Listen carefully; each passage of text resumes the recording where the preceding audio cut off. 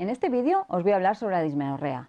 La dismenorrea o dolor menstrual va a ser uno de los motivos de consulta que más os van a llegar a vuestras salas de uroginecología. Primero os voy a explicar un poco qué significa la dismenorrea y cuál es la importancia que tiene en nuestra sociedad. Bien, la dismenorrea se puede considerar como el desorden ginecológico crónico más doloroso en mujeres en edad fértil. ¿Qué significa esto? Significa que va a ser una entidad que hoy en día se considera como entidad de dolor crónico, con tanta importancia como tiene la fibromialgia u otras enfermedades de dolor tipo crónico. Además, tiene un origen multifactorial, es decir, va a haber muchas causas que van a provocar o van a poder provocar dismenorrea. Tenéis que pensar además que la dismenorrea, cuando es de origen primario, es decir, cuando aparece desde que la chica ya tiene la menstruación, desde la menarquia, va a durar durante muchos años de la vida de una mujer. Por lo tanto, es una entidad muy importante y muy severa. Como clasificación vamos a poder dividirla en dos. La dismenorrea primaria, que sería la que aparecería desde el primer momento de que la chica tiene la menstruación. La menarquia es la primera menstruación y normalmente la dismenorrea puede empezar a los 2 o 3 siguientes ciclos y ya va a durar durante toda la vida. O dismenorrea secundaria, que es toda aquella dismenorrea que aparece después de no haber tenido nunca dolores menstruales. Es decir, tú habías tenido reglas con normalidad, de repente, por un motivo que no sabemos cuál, empiezan a doler las reglas. Siempre que haya una dismenorrea secundaria hay que hacer una valoración médica muy importante, porque uno de los motivos más importantes de dismenorrea secundaria va a ser, por ejemplo, la endometriosis. Como factores de riesgo tenemos los antecedentes de familiares. Si tú has tenido tu madre, tus hermanas con dismenorrea, pues es más factible que puedas sufrir de dismenorrea. Y también un factor genético muy importante, hay un polimorfismo de la dismenorrea. Y aparte, el haber tenido la primera regla antes de los 13 años. Aquí tengo que hacer un parón y explicaros un momento brevemente que una cosa es tener un polimorfismo genético, es decir, que tengas más posibilidades de tener dismenorrea, y otra es que sabemos que todos los factores externos van a influir, es decir, la epigenética va a influir de manera muy importante sobre todo nuestro cuerpo. ¿Por qué hoy en día va a haber más dolor menstrual o hay más dismenorrea que antes? Pues porque, primero, vivimos en una sociedad con mucho más estrés, que va a generar mucha más simpaticotonía en nuestras pacientes y en sus úteros. Comemos bastante peor, nos hidratamos bastante mal, es decir, que tenemos muchos más factores de riesgo que van a hacer que esa prevalencia de la dismenorrea sea mucho mayor. La epidemiología, como veis, es muy grande. Podemos tener desde un 16% de la población de mujeres que puedan tener dismenorrea hasta un 91%. ¿Qué significa esto?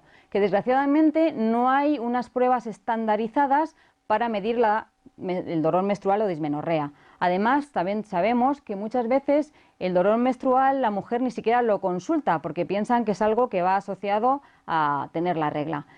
Y que esto nos tiene que quedar muy claro a los fisioterapeutas y que decirlo a los pacientes es que nunca la regla tiene que doler. Si duele, significa que hay algo que no está funcionando bien. Y esto es muy importante. Y es tan importante que desde las consultas de los pediatras, desde el momento que aparece la menstruación, si una niña ya tiene dolores durante sus primeras reglas, debería ser valorado y observado de forma muy importante y no dejarlo pasar como que es algo que es inherente a tener esa menstruación.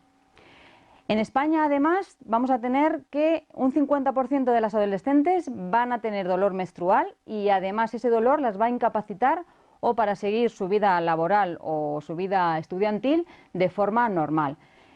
Yo, que soy mujer, incluso tuve la suerte de no haber tenido dolores menstruales, pero sí sabía de amigas que tenían dolores menstruales. Todos conocemos, todas hemos tenido amigas que han tenido dolores menstruales, familia que los han tenido, ¿vale?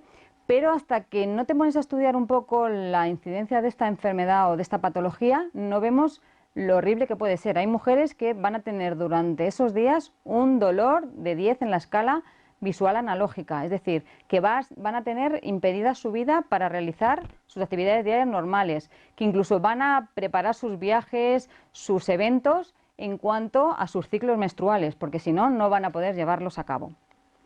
Bien. Muy importante que recordemos rápidamente que el ciclo menstrual se divide o se puede decir que es un ciclo bifásico. Por una parte tenemos el ciclo ovárico y por otra parte tenemos el ciclo uterino. Muy importante es que para tener un ciclo menstrual normal tiene que haber un eje hipotálamo, hipófisis, ovarios normal, que los ovarios estén haciendo un buen funcionamiento y que además el endometrio del útero también esté funcionando bien y sea capaz de ser señalizado por esas hormonas. Como fisiopatología de la dismenorrea primaria vamos a tener 3 teorías. La primera teoría es la teoría miometrial, que es, digamos, la más extendida y la más estudiada, sobre la que se basa toda la toma de medicamentos que se están dando hoy en día para el dolor menstrual.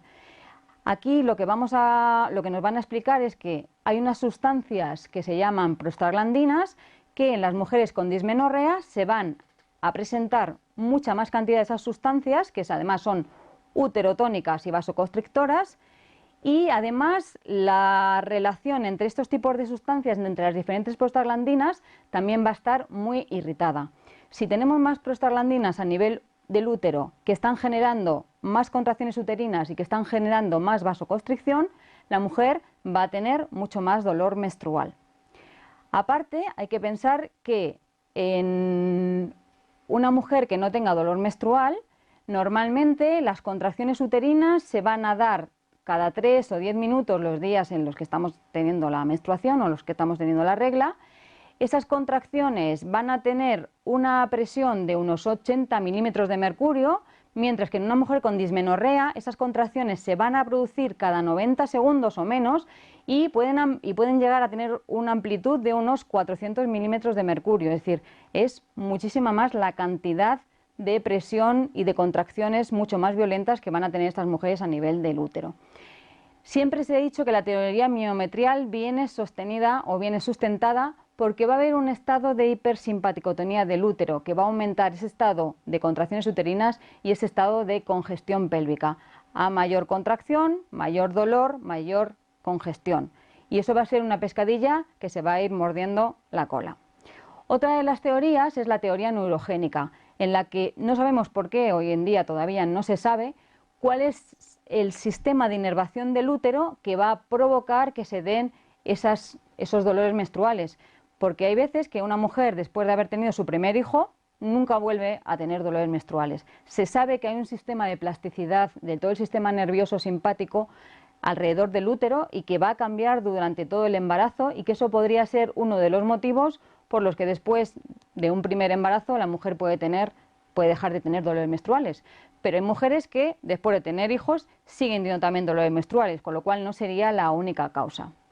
Nosotros los fisioterapeutas vamos a hablar de una teoría mecánica en la que una alteración de los patrones posturales podría aumentar tanto esta teoría miogénica como esta teoría neurogénica, es decir, que es la alteración de la postura, la alteración de la inervación, la alteración de la vascularización que llega al útero, lo que podría estar provocando este aumento de prostaglandinas, esta irritación del sistema nervioso simpático, y vamos a ver cómo vamos a poder trabajar sobre ello. Como tratamiento estandarizado, normalmente a la paciente se le suministran primero tratamiento para quitar el dolor, o ya sea bien con antiinflamatorios. Si eso no funciona, se prueba con anticonceptivos. Si eso no funciona, se les intenta poner anticonceptivos y antiinflamatorios juntos. Y si ya no funciona, pues te tienes que aguantar, ¿vale? ¿Qué vamos a hacer los fisioterapeutas? Los fisioterapeutas lo que tenemos que hacer lo primero es valorar la postura de esa paciente, porque una alteración en su patrón postural, una alteración en sus cadenas miofasciales puede estar repercutiendo en una mala vascularización y una mala inervación de ese útero, ¿vale? Entonces, muy importante valorar la postura y trabajar con respecto a ello, ya sea con ejercicios, ya sea con técnicas de estiramiento, con trabajo miofascial, es decir, con todo el abordaje que tenemos a nivel de la terapia manual dentro de la fisioterapia. También habrá que trabajar sobre todas las restricciones que haya miofasciales en relación a toda esa pelvis menor donde va a estar contenido nuestro útero.